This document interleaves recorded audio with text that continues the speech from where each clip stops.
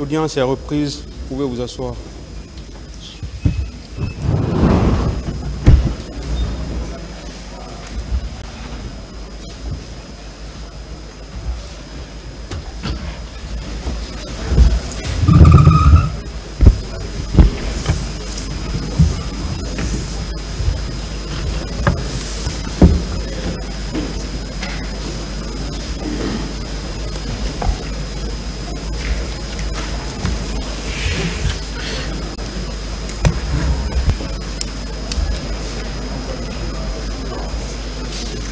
Ministère public compte M. C.C. Raphaël Ava. Venez, ainsi que tous les autres.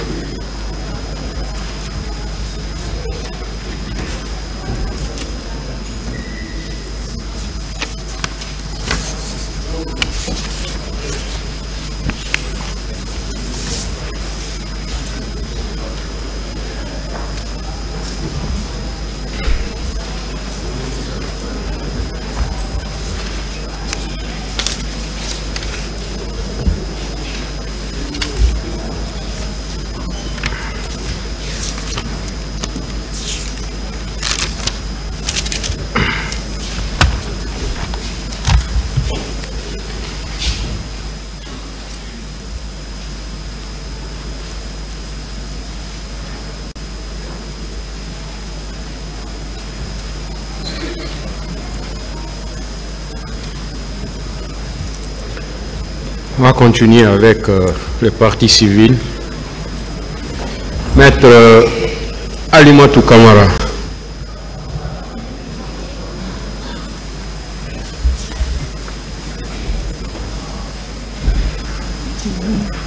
Je peux faire comme ça.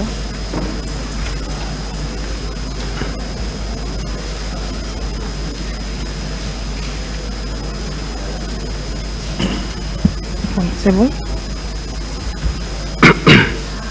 Merci, Monsieur le Président. Je ne sais pas si le micro marche.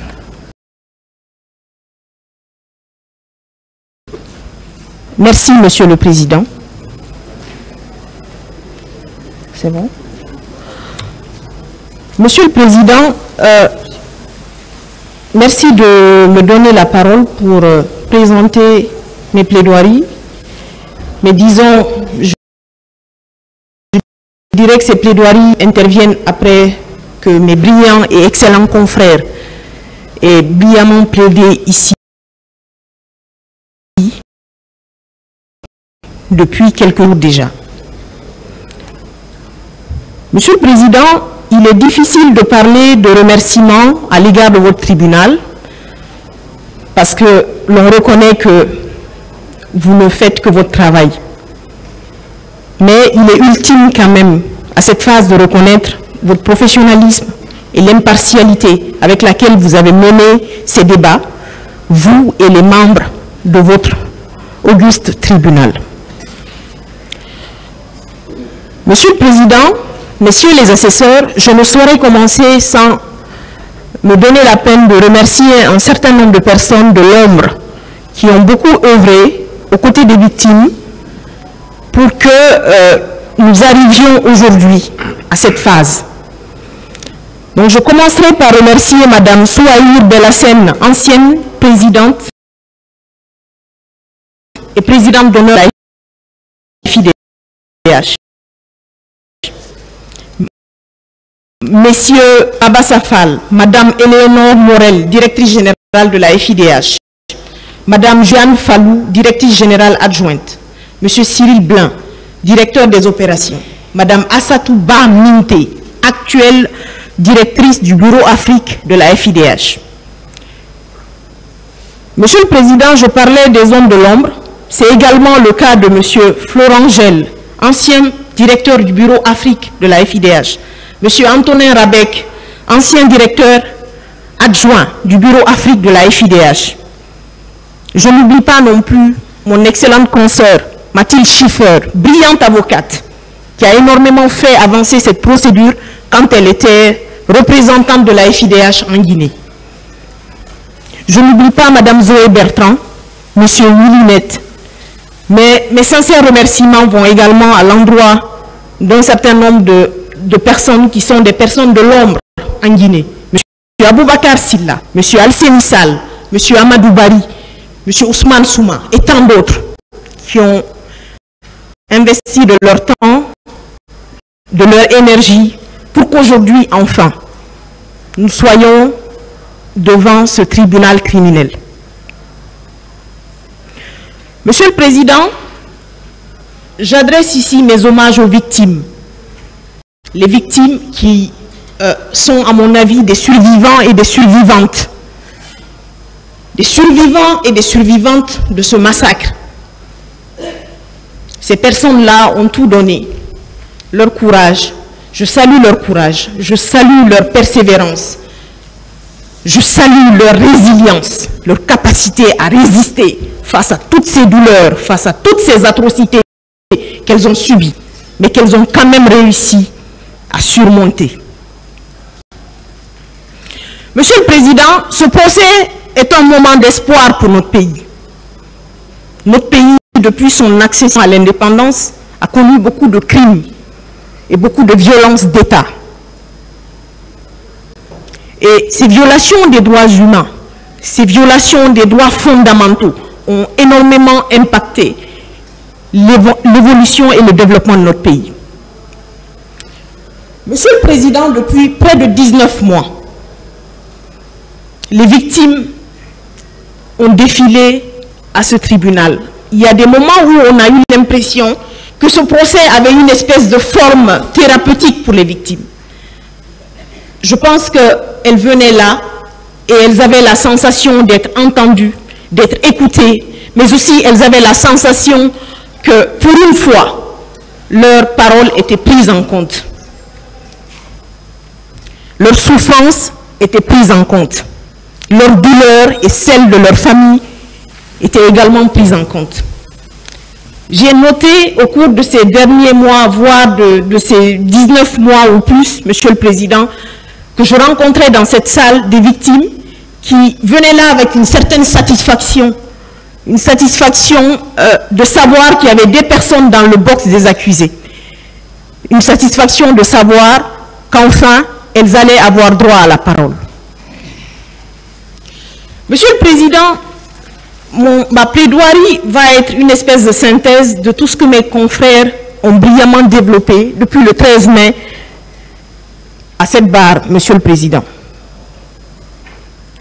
Je vais, avec une grande humilité, me contenter de parler des souffrances des victimes, de parler aujourd'hui, Monsieur le Président, Messieurs les assesseurs, de la légitimité de la réparation, du fait qu'elle mérite réparation, Monsieur le Président. Et je terminerai, Monsieur le Président, ma plaidoirie pour vous dire que la décision qui est attendue de votre tribunal, doit marquer un tournant décisif pour notre pays, tournant décisif dans le sens de l'instauration de ce que l'on pourrait appeler, Monsieur le Président, une culture de la redevabilité. Une culture de la redevabilité qui est vraiment attendue dans notre pays. Monsieur le Président, on a eu plus d'une centaine de victimes qui ont défilé à votre barre. Nous avons entendu ici certaines femmes décrire leur douleur, leur souffrance, la souffrance de leurs enfants, la souffrance de leur famille. Nous avons entendu également des hommes parler de leur douleur, de leur souffrance. Nous avons vu ici certains pleurer la disparition de leurs proches. Disparition dans le sens vrai du terme.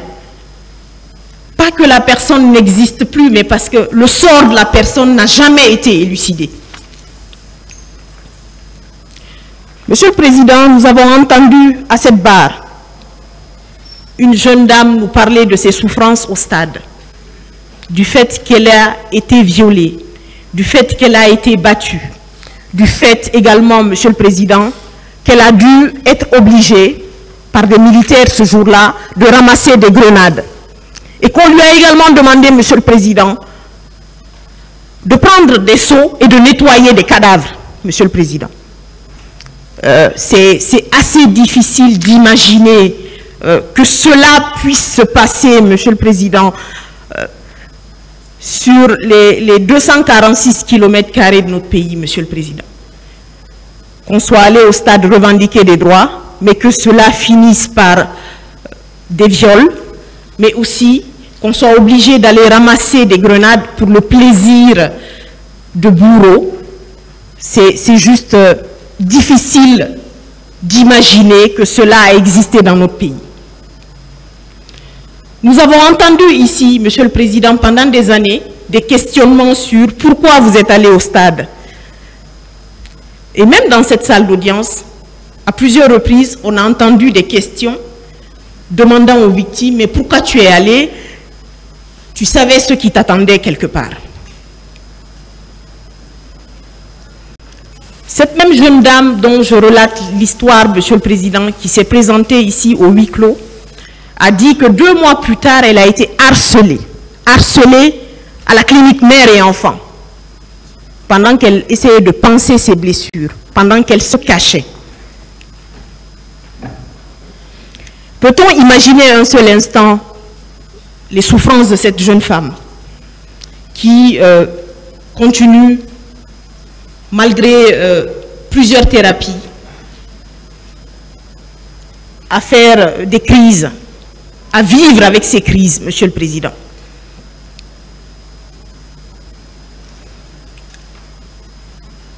Nous avons également, dans cette salle, eu la chance d'écouter un certain nombre de gens qu'on pourrait appeler des experts. Nous avons entendu ici, à cette barre, Monsieur le Président, le professeur Namori Keita, qui a relaté une histoire qui nous a tous énormément marqués. L'histoire de cette jeune fille qui avait 17 ans. Il a appelé ça une triple punition. Violée pendant qu'elle n'avait jamais connu auparavant des relations intimes. Violée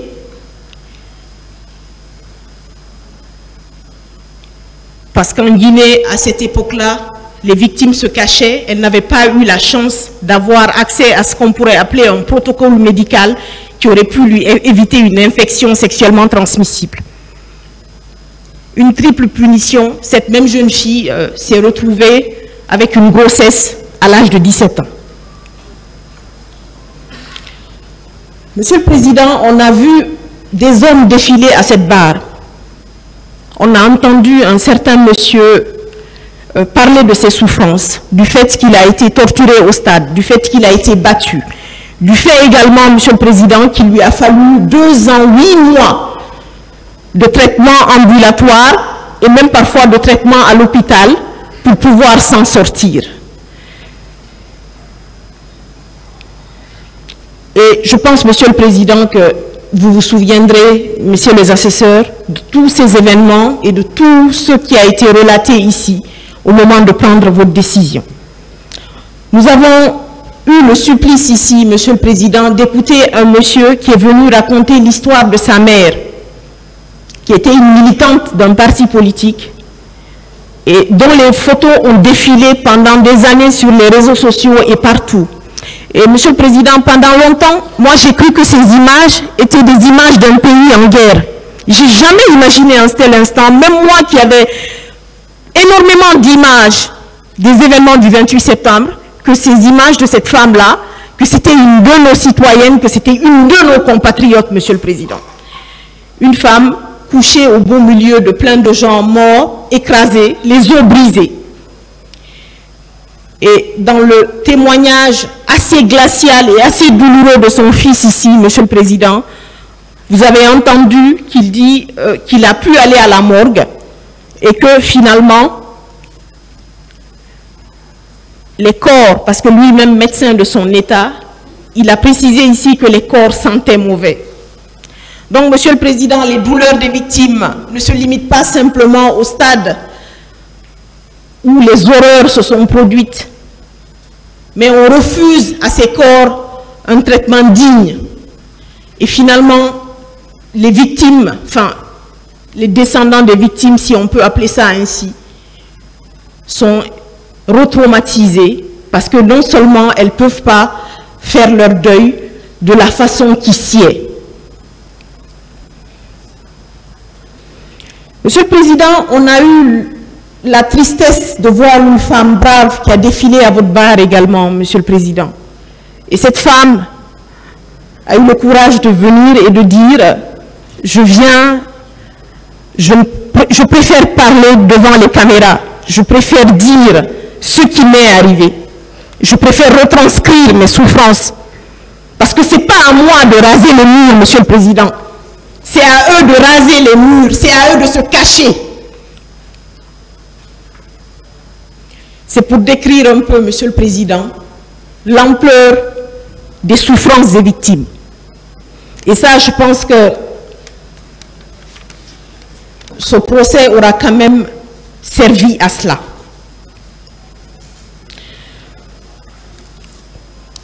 Monsieur le Président, nous avons vu ici des victimes traquées à l'intérieur de nos hôpitaux.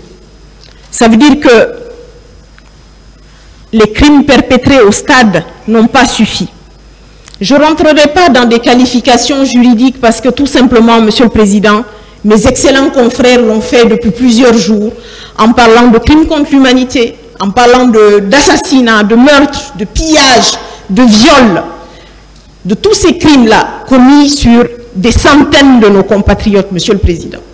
Monsieur le Président, moi je parlerai tout simplement de crimes contre les droits fondamentaux, des atteintes au droit à la vie, des personnes qui étaient tout simplement allées au stade pour dire non à un système de gouvernance. Méritait-elle ce sort? Non. Monsieur le Président, on a quand même quelque part des leçons à tirer de tout ce qui s'est passé ici, dans cette salle d'audience.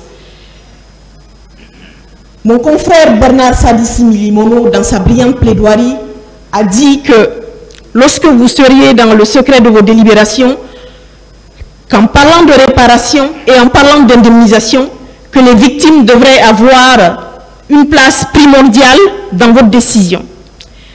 Monsieur le Président, moi je continue à rêver et je vous dis tout simplement que l'on devrait demander à l'État, parce que mes confrères ont parlé d'un soutien, ou en tout cas d'un fonds qui serait garanti par l'État. Il faut absolument, Monsieur le Président, un fonds de soutien à ces victimes. J'ai eu quelque part, Monsieur le Président, depuis le début de ce procès, j'ai eu la chance ou la malchance de voir des victimes en transe. J'ai vu certaines parler de sang sur leur corps.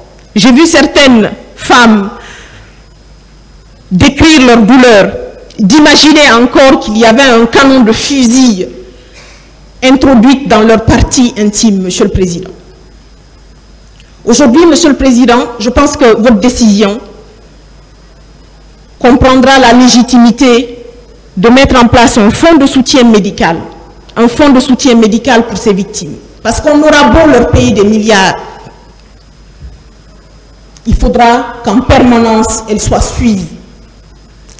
Plusieurs femmes d'un certain âge vous ont dit ici qu'à cause des viols qu'elles ont subis, elles sont encore soumises à ce qu'on appelle des infections qui seraient parfois des troubles psychologiques, Monsieur le Président. Des troubles psychologiques à tout ce qu'elles ont subi. Monsieur le Président, beaucoup de choses ont été dites à la barre de votre tribunal. On a entendu Madame Abbé, qui est l'une des seules victimes qui a reconnu son violeur. Et nous savons dans quelles conditions elle a reconnu ce violeur parce qu'elle le connaissait bien avant. Monsieur le Président, nous attendons également de votre tribunal que vous preniez en compte un certain nombre de questions qui sont prises en compte dans un certain nombre de jurisprudences internationales. Dans plusieurs arrêts de la jurisprudence internationale, je vous parlerai par exemple pour les cas de viol de l'arrêt Colonel, qui est un arrêt de la Cour du Sud Kivu, un arrêt rendu par un tribunal militaire. Et ce tribunal militaire a arrêté plusieurs militaires qui étaient impliqués dans des crimes contre l'humanité, Monsieur le Président. Et l'implication dans ces crimes contre l'humanité, pour les cas spécifiques de viol, cet arrêt reconnaît la victime elle-même comme étant un témoin vivant. Monsieur le Président, il faut le préciser, ces femmes et même ces hommes sont des survivants et des survivantes. Cet arrêt colonel vient mettre en évidence un certain nombre de facteurs qui sont que, en général, ces femmes-là ou ces hommes-là qui sont survivants de ce type d'atrocité n'ont aucun autre témoin parce que ces personnes sont quelque part, Monsieur le Président, Messieurs les assesseurs, la preuve vivante des crimes qui ont été commis. Monsieur le Président, que dire d'une victime ou d'un survivant, comme l'a brillamment développé ici mon confrère Bernard Sadissi quand il parlait de M. Serouna Bari. M. Serouna Bari poignardé parce qu'il est costaud et qu'il ressemble à un buffle, parce qu'il est fort. C'est seulement là qu'il survit, Monsieur le Président, aux atrocités qu'il a subies. Et de toute façon, il a quelque part la chance de s'en sortir. Et il vous dit d'ailleurs à la barre de ce tribunal, Monsieur le Président, qu'il aura fallu que sa mère vende leur domicile familial pour qu'il puisse se soigner pendant des années. Donc, Monsieur le Président, vous comprendrez l'utilité de la mise en place de ce fonds de soutien médical aux victimes qui vivent avec les séquelles, qui ont des enfants, qui ont vu leur vie brisée.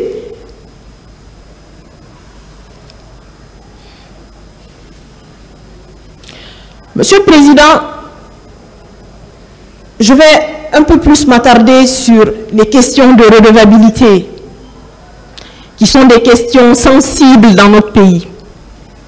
Question de redevabilité parce que tout simplement, aujourd'hui, nous avons à la barre de ce tribunal 11 accusés, dont un est en fuite. Et nous avons à l'époque, à la tête de ce pays, quelqu'un qui a tous les rêves possibles. Il vient vendre aux Guinéens le fait que lui, il peut développer ce pays. Il peut nous apporter de l'eau, de l'électricité. Mais Monsieur le Président, au stade du 28 septembre et les jours qui ont suivi, on refuse aux Guinéens le droit à la vie. Les atteintes au droit à la vie, Monsieur le Président, sont le noyau dur des droits humains.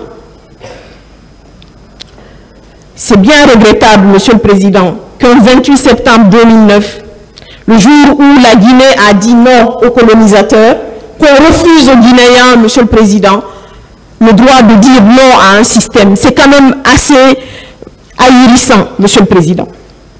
Nous avons donc un monsieur à la tête de ce pays à l'époque, M. Moussa Dadis Camara, qui aujourd'hui dit qu'il n'est en rien responsable de ce qui est arrivé. Monsieur le Président, dans la jurisprudence internationale, ou en tout cas dans les pays de tradition romano-germanique, il est arrivé à un moment donné qu'on poursuive des ministres. C'est le cas de la Haute Cour de justice en France, où on a poursuivi des ministres, tout simplement parce qu'il y avait eu des drames tels que l'histoire du sang contaminé en France. Et à l'époque, il y avait une théorie qui courait, c'était que, sont-ils coupables? Non. Mais est-ce qu'ils sont responsables de ce qui est arrivé? Monsieur le Président, nous nous rappelons du Dadis Show. Nous nous rappelons de M. Moussa Dadis Camara, après ce drame, nous le voyons encore dans sa chambre à coucher, devant les télés de France 24, où il explique qu'il ne pouvait pas contrôler cette armée et que cette armée est désorganisée depuis 50 ans. Monsieur le Président, vous avez suivi ici depuis le 28 septembre 2022 que M. Moussa Dadis Camara a quand même eu un plan pour arriver au pouvoir. Lorsqu'on a un plan pour arriver au pouvoir, on cherche un plan pour gouverner. Mais lorsqu'on n'a pas de plan pour gouverner, c'est qu'on n'est pas fait pour gouverner, Monsieur le Président. Monsieur le Président, il y a d'autres interviews de M. Moussa Dadis Camara que l'on retrouve très difficilement aujourd'hui parce qu'à l'époque, c'était un peu difficile de conserver un certain nombre de choses. Vous avez des interviews de lui sur Africable, où M. Moussa Dadis Camara développe que c'est les opposants qui sont responsables de tout ce qui est arrivé au stade. Il développe cela de la façon la plus simple que possible, avec une véhémence, parce qu'il y croit, bien évidemment. Mais ce qui est dramatique, Monsieur le Président, c'est que même dans ces vidéos, ou dans l'une des vidéos dont je parle, vous verrez le capitaine Moussa Dadis Camara dire à la fin de la vidéo qu'il est le père de la nation. Il n'est pas père de la nation, qui le veut. Lorsqu'on est père de la nation, on assume. Lorsqu'on est père de la nation, on ne laisse pas des corps de Guinéens pourrir, se fissurer dans les morgues. On ne dissimule pas ces corps de cette façon, Monsieur le Président. Lorsqu'on est père de la nation, on assume ce genre d'acte. Parce que tout simplement, on a une certaine responsabilité morale. Monsieur le Président, je pense qu'à la base de ce tribunal, sur les questions de redevabilité, sur le fait que les victimes réclament une réparation, mais elles réclament également justice. Elles réclament que ceux qui étaient à la tête, ou en tout cas ceux qui ont activement participé à ce massacre, payent. Nous avons vu ici un personnage qui refuse catégoriquement que sa responsabilité soit mise en cause. On l'a entendu ici, Monsieur le Président, à plusieurs reprises. Il a dit, ceux qui sont allés au stade n'ont qu'à assumer. Moi, j'ai absolument rien à voir là-dedans. Donc, on a 157 morts. On a un nombre de disparus inconnus. On a plus de 109 femmes violées, détruites. Mais on a un président de la République qui veut bien les honneurs, mais qui refuse les horreurs. Monsieur le Président, on n'est plus dans ce monde-là où on accepte les honneurs pour refuser les horreurs. Lorsqu'on accepte les honneurs, on assume aussi les horreurs. Monsieur le Président, on a vu ici lors des confrontations, je me permets de parler d'un autre accusé, qui est en l'occurrence M. Moussa Tchegoro Camara, qui a dit ici à certaines victimes, « Oh, ce que vous racontez là me fait rire. » Oui, ça lui fait rire parce que c'est amusant. C'est amusant. On a entendu certains de ces hommes également dans cette affaire nous dire qu'ils étaient au stade pour une mission de sécurité générale. Monsieur le Président, pendant que des Guinéens sont morts, tout simplement parce qu'on leur a refusé de sortir du stade. Certains ont dû piétiner les uns les autres. Mais on a quand même ces hommes-là qui ont quand même le courage aujourd'hui de venir devant ce tribunal vous dire qu'ils assuraient une mission de sécurité générale. Mais ils ont bien assuré leur mission de sécurité générale, Monsieur le Président. Ils ont réussi à endeuiller des familles entières. Ils ont réussi à salir la conscience morale de ce pays. On pourrait quand même les remercier pour ça. En parlant de redevabilité toujours, Monsieur le Président, on a entendu M. Moussa Tchegoro Camara ici vous dire à la barre de ce tribunal qu'il méritait les honneurs. Ben on peut quand même l'applaudir hein, pour l'excellent travail qu'il a eu à faire ce jour-là. Et lui et ses hommes, Monsieur le Président. Dans cette affaire, on pourrait parler d'honneur peut-être pour le professeur Namori Keïta. Professeur Namori Keïta, qui est sorti de son hôpital, qui a essayé ce jour-là de sauver des vies, de réparer des femmes, de faire son maximum pour éviter des morts. Mais on est quand même dans notre pays où, lorsqu'on a un tout petit peu de virilité et de force, on peut, après un drame comme celui du 28 septembre, venir à cette barre de dire qu'on mérite les heures. Mais peut-être que le capitaine Moussa Dadis Camara va pouvoir leur accorder ces honneurs-là parce qu'ils ont fait un excellent travail. Monsieur le Président, c'est difficile de parler de tout ce qui s'est passé durant ces 19 mois. c'est difficile de parler de toutes les souffrances que les victimes ont vécues depuis plus de 10 ans. De parler d'un certain nombre de victimes, parfois, dont les histoires sont oubliées.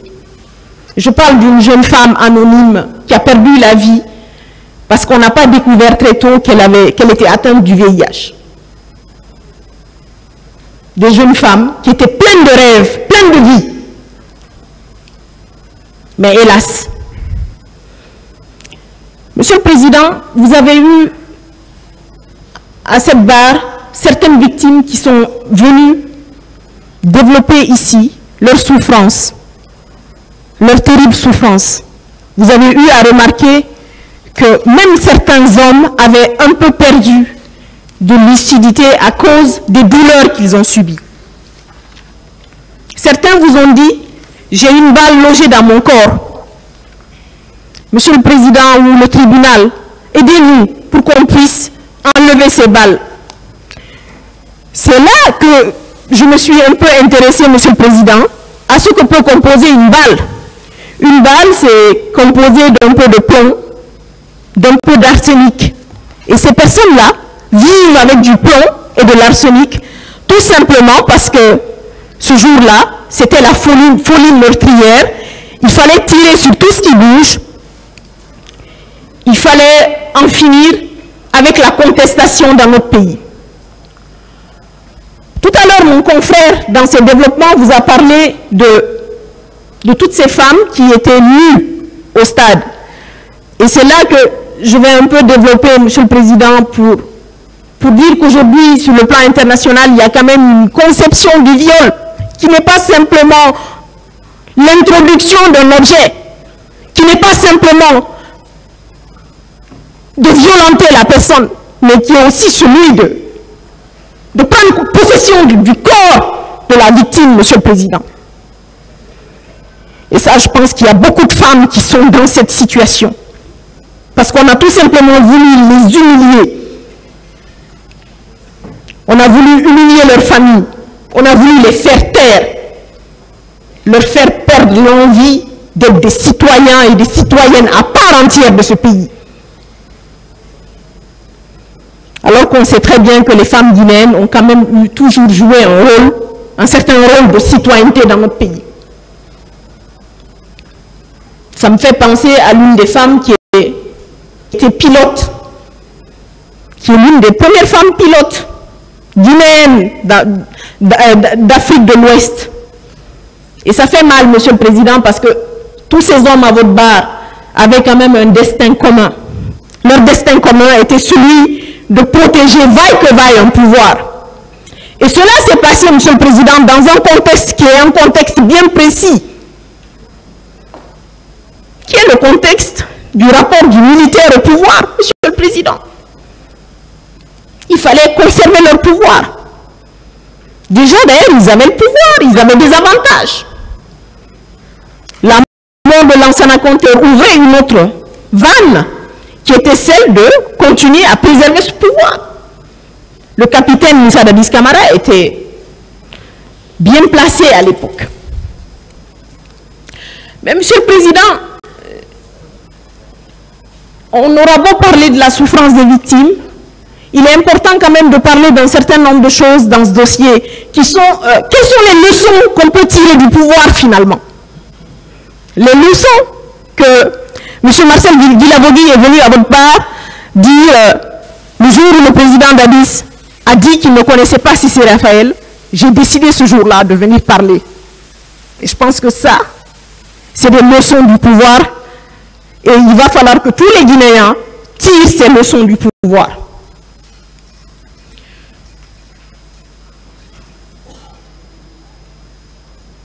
Monsieur le Président, il est difficile de parler de toutes ces atrocités sans revenir sur un certain nombre d'acteurs et d'accusés dans cette affaire. Je me rappelle qu'il y a une victime qui est venue au huis clos, qui vous a dit « J'ai vu Touba Diakité pendant qu'on me traînait à terre ». C'est Madame MD. Mais ce jour-là, M. Toumba vous dit qu'il était était plus occupé à sauver les leaders. C'est quand même ahurissant. M. Toumba dit qu'il marche avec des grenades, il marche avec une arme. Il aurait pu au moins sauver cette seule femme. Et tenez-vous bien, Monsieur le Président, le sort de cette femme a été qu'ils lui ont introduit un canon de fusil dans les parties génitales. Quel triste sort. C'est bien dommage, Monsieur le Président, que l'on se présente aujourd'hui comme étant l'ange gardien des leaders politiques, mais il n'y avait pas que les leaders politiques dans ce stade. Monsieur le Président, vous avez entendu Monsieur Blaise Gomou vous dire qu'il n'est pas un gendarme qui a de l'excès de zèle en lui et qui ne peut pas appeler la police, il ne peut pas appeler des ambulances, ce n'est pas son problème. Mais il était quand même en mission de sécurité générale. Monsieur le Président, que dire de plus face à toutes ces atrocités? Que dire de plus? Hier, je n'étais pas dans cette salle, mais j'ai eu à écouter quelques bribes. Et j'ai vu que notre sulfureux capitaine était encore en colère contre son frère. Et qu'il avait droit à la parole. Mais Monsieur le Président, j'ai eu envie de me poser une question. C'était que toutes personnes qui sont allées au stade n'avaient pas droit à la parole. Aujourd'hui, lui, il a des avocats. Mais c'est ça la beauté de la contradiction, Monsieur le Président. Et je pense que ce sont les grandes leçons que l'on devrait tirer de ce procès. Que quelle que soit votre position, quelle que soit votre force, vous devez répondre devant la loi, mais que toutes ces personnes-là qui sont décédées avaient le droit de dire qu'elles n'étaient pas d'accord avec la candidature d'un militaire, Monsieur le Président. Et je pense que mon confrère Bernard, dans ses développements tout à l'heure, a eu à dire qu'il fallait que le stade porte le nom des victimes, ou en tout cas qu'il fallait qu'on honore ces victimes. Oui, pour moi, ces victimes-là ne méritent peut-être pas des honneurs, comme certains sur le banc des accusés, mais elles méritent notre respectabilité. Monsieur le Président, à l'issue de ce procès, j'imagine que les familles des victimes attendent bien plus qu'une réparation qui soit simplement symbolique. Elles attendent également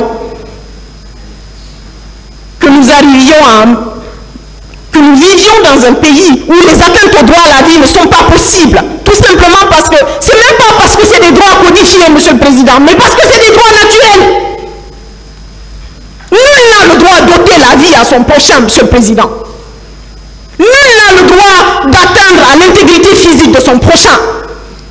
C'est tout simplement naturel. On n'a pas besoin de vivre dans un monde où tout est codifié par le pacte international relatif aux droits civils et politiques, ou par la Déclaration universelle des droits de l'homme, ou simplement par n'importe quel pacte international ou convention contre la torture.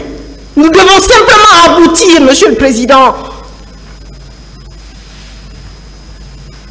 à une espèce de contrat social dans ce pays, où on ne banalise pas la vie, où on ne banalise pas les libertés. Et je pense que les accusés ici l'ont compris. Ils ont droit à une défense, ils ont droit à des avocats, ils ont le droit de prendre des notes.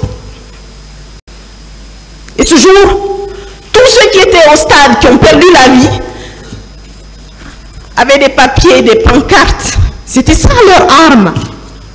Et c'est ça l'arme de la citoyenneté, Monsieur le Président. L'arme du citoyen, ce sont ces mots. Mais on veut refuser à des Guinéens simplement une existence, Monsieur le Président. Et après, on veut dissimuler tout ça pour dire que c'est une armée désorganisée. Une armée désorganisée, on veut bien. Mais Monsieur Moussa Dadis Camara, personne ne l'a forcé à arriver au pouvoir en 2008 à la mort de M. Lansana Conté. Personne ne l'a forcé. Au contraire, il vous dit lui-même qu'il a échafaudé un certain nombre de plans et qu'il avait des hommes, Monsieur le Président. Mais il savait qu'il venait gouverner des hommes et qu'il n'était pas là pour gouverner des cimetières, tout simplement. Et je crois que les familles des victimes auraient aimé peut-être qu'on les arrête, je ne sais pas moi, Monsieur le Président. Qu'on procède à des arrestations, qu'on les interroge. Pourquoi vous manifestez? Ou alors cette manifestation est illégale? Mais non, Monsieur le Président, c'est trop facile.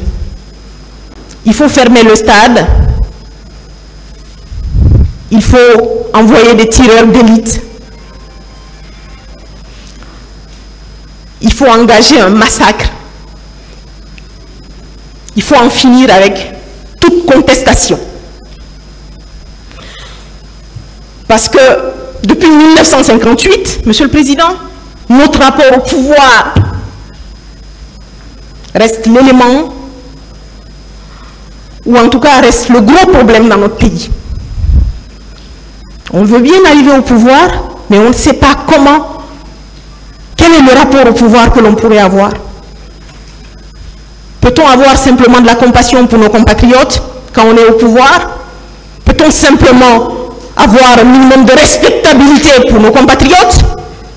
Parce que lorsque l'on arrive d'un voyage, ou lorsque l'on voyage et qu'on a toute une armée qui nous accompagne, ce sont les impôts payés par nos compatriotes, par les contribuables guinéens. Et que cette force-là, et d'ailleurs on sent, Monsieur le Président, on sent, Monsieur le Président, que M. Moussa Dadis Camara en parle. Il dit cette foule, cette marée humaine. Il en veut à cette marée humaine. Il en veut à cette marée humaine parce qu'il veut une légitimité. Mais cette légitimité, il ne l'a pas. Et c'est cette marée humaine qui est allée au stade qui a une légitimité, Monsieur le Président. Et c'est cette marée humaine qui fait de tout dirigeant dans n'importe quel pays au monde un dirigeant qui a une légitimité. On ne gagne pas une légitimité, Monsieur le Président, en ayant des armes, ou en ayant des hommes, ou en ayant des mercenaires à notre service. On gagne de la respectabilité et de la légitimité qu'à travers le respect que nos concitoyens peuvent avoir, ou en tout cas ressentent pour nous en tant que dirigeants. Et je pense que c'est le rêve de tout Guinéen conscient, Monsieur le Président. Le rêve d'une société juste, d'une société où tout simplement on ne vient pas devant un tribunal quand il y a 157 morts pour nous dire qu'on mérite des honneurs et des médailles. Et je pense d'ailleurs en le disant, Monsieur le Président, en toute sincérité, au travail que vous avez eu à faire ici. Et je pense que cette médaille-là, vous l'aurez dans vos cœurs, Monsieur le Président.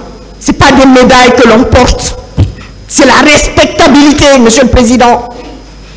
C'est la respectabilité que nos concitoyens ont pour nous. C'est le plus important, Monsieur le Président. J'ai été assez surprise, Monsieur le Président, d'entendre qu'hier, des propos ont été prononcés ici à l'endroit d'un de nos confrères en parlant de haine. Monsieur le Président, nous n'avons pas de haine. La preuve, c'est la justice, Monsieur le Président. Et la justice, c'est l'impartialité, Monsieur le Président. La justice, c'est ce côté équitable. On parle de haine aujourd'hui. Moi, je l'ai tout simplement dans notre monde, en tout cas un monde post-mortem, où j'aurais à interroger des disparus. Ces disparus-là, on pourrait leur demander ce qu'elles ressentent aujourd'hui pour celui qui était le chef de l'État à l'époque. Mon confrère Martin Pradel l'a brillamment dit ici. C'est ce syndrome-là, l'ivresse du pouvoir. Moi.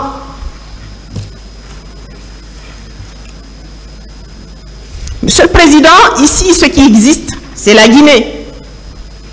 Ce qui existe, Monsieur le Président, c'est qu'il faut réhabiliter cette conscience morale dans ce pays. Il faut réhabiliter, Monsieur le Président. Il faut repenser les blessures. Et on ne saurait se faire sans une justice. Et on ne peut pas venir, Monsieur le Président, en disant que je n'ai rien fait, je n'ai pas agi. Je ne savais pas qu'il y avait des hommes sur le terrain. Je ne savais pas qu'il y avait la milice de Kalea. Je ne savais rien de tout ça.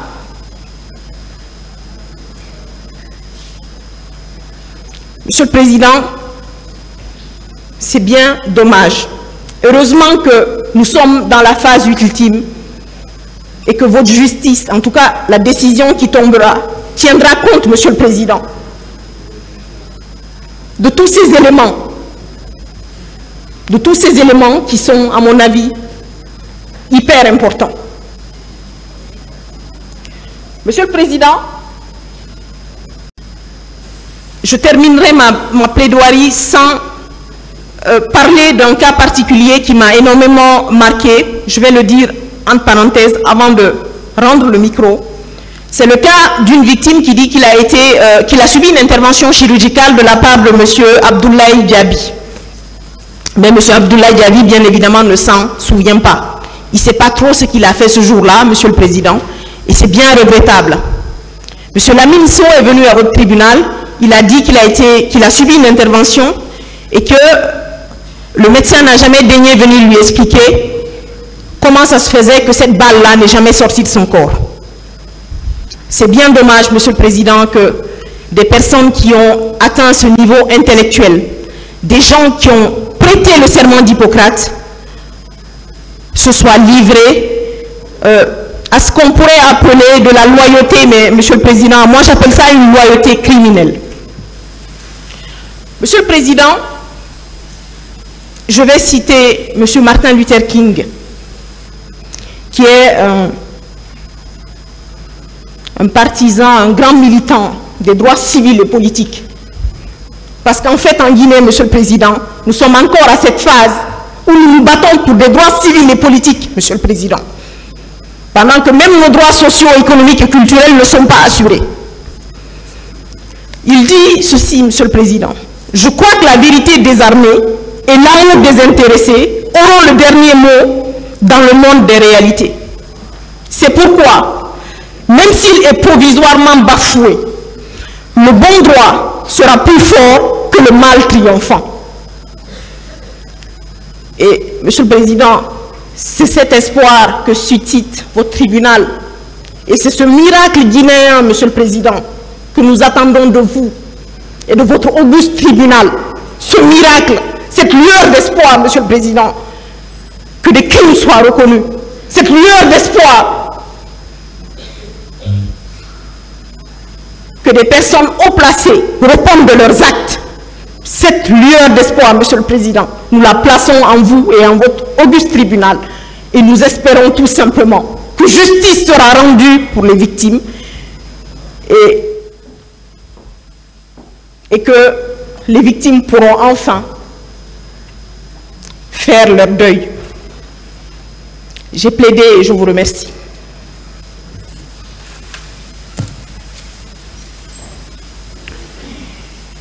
Elle était la dernière sur les deux listes des partis civils. Ça veut dire que c'est fini pour le moment. Vous pouvez rejoindre le box.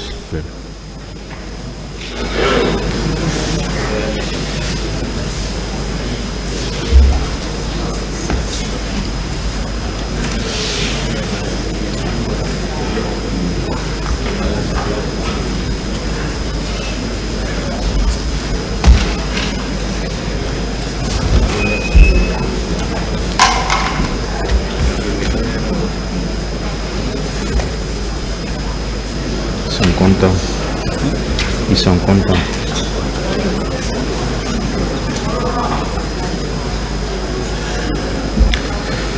L'affaire est renvoyée au 22 mai 2024 pour les réquisitions du ministère public.